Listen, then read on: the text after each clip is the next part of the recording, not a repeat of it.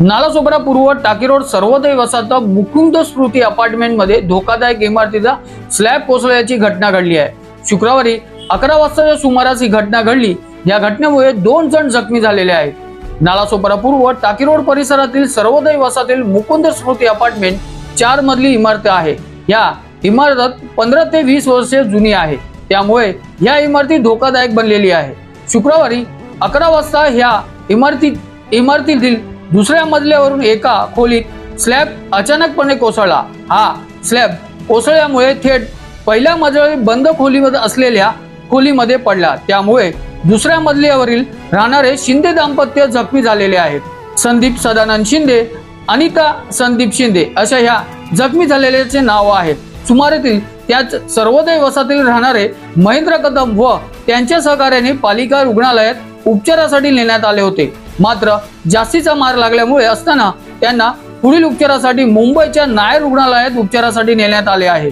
या घडलेल्या घटनामुळे नागरिकांमध्ये भीतीचा वातावरण आहे। पालिकेने या इमारतीला धोकादायक असल्याचे यापूर्वी नोटिसा बजावलेल्या होत्या असे सांगण्यात येत आहे। या घडलेल्या घटनामुळे पालिकेच्या कर्मचारी व अधिकारी घटनास्थळी न गेल्याने नागरिकांमध्ये पालिकेच्या कारभाराबाबतीत संताप व्यक्त केला जात आहे। घटना कशी घडली आणि कशामुळे घडली याची माहिती सर्वोदय वसाहतचे मित्रमंडळाचे अध्यक्ष आणि तसेच समाजसेवक महेंद्र कदम यांनी काय म्हटले हे देखील ऐकूया। नाव आपला, नेमकं काय प्रकार घडला आणि किती वाजता ते घडलं? माझं नाव महेंद्र कृष्णा कदम।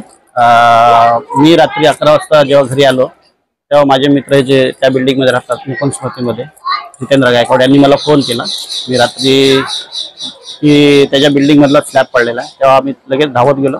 आमच्या मंडळाचे सगळे सभासद होते, आम्ही लगेच गेलो। बघतो तर त्या बिल्डिंगच्या दुसऱ्या माळ्यावरनं स्लॅब कोसळला होता आणि त्या रूम मध्ये जे राहणारे कुटुंब होते, वयस्कर होते जरा कुटुंब, ते पहिल्या माळ्यावरती कोसळले होते आणि त्यांना जखमी झाले, त्यांना मार लागलेला भरपूर।